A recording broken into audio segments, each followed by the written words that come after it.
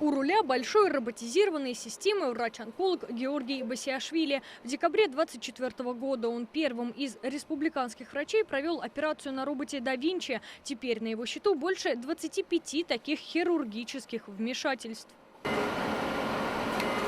Такой робот пока есть только в республиканском онкодиспансере. Принцип работы таков. В тело пациента вставляют специальные инструменты, подключают оборудование, а после врач-хирург с помощью видеокамеры и зажимов, установленных на руках робота, проводит операцию. Конечно, первые опыты были сложными, нужно было привыкать к данной технике.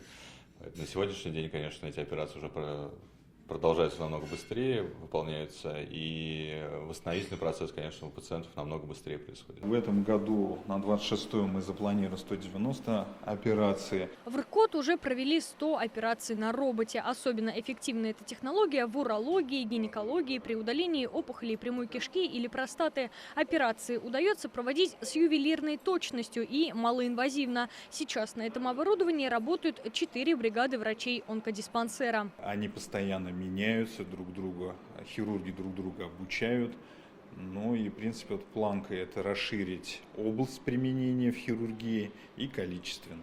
Один из приоритетов здравоохранения Татарстана – это технологическое лидерство. В больницах республики постоянно появляется новая техника, врачи обучают новым методикам. Все для того, чтобы максимально качественно и эффективно оказывать помощь пациенту. Всего было приобретено больше 2500 единиц современного оборудования. Роботы-врачи есть не только в столице. Так, в Челнинской БСМП спустя 65 минут реанимации пациента с инфарктом смогли стабилизировать с помощью робореаниматолога. Он обеспечивает непрерывное кровообращение. По словам специалистов, в большинстве случаев уже через 30 минут шансы спасти человека минимальны. Теперь ситуация изменилась. В этом году на оснащение медицинских учреждений республики современным оборудованием направили почти 4 миллиарда рублей. Начал работу научно-технологический совет при Минздраве Татарстана, в рамках деятельности которого рассматриваются проекты развития специализированных видов медицинской помощи.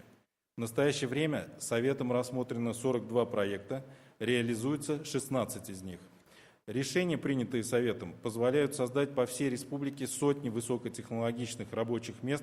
Роботы в медицине не будущее, а настоящее, говорят врачи. Благодаря синтезу профессионализма и технологий удается спасти сотни человеческих жизней. Сейчас в медицину Татарстана активно внедряют и искусственный интеллект. Алена Струминская, Данил Филатов, ТНВ, Казань.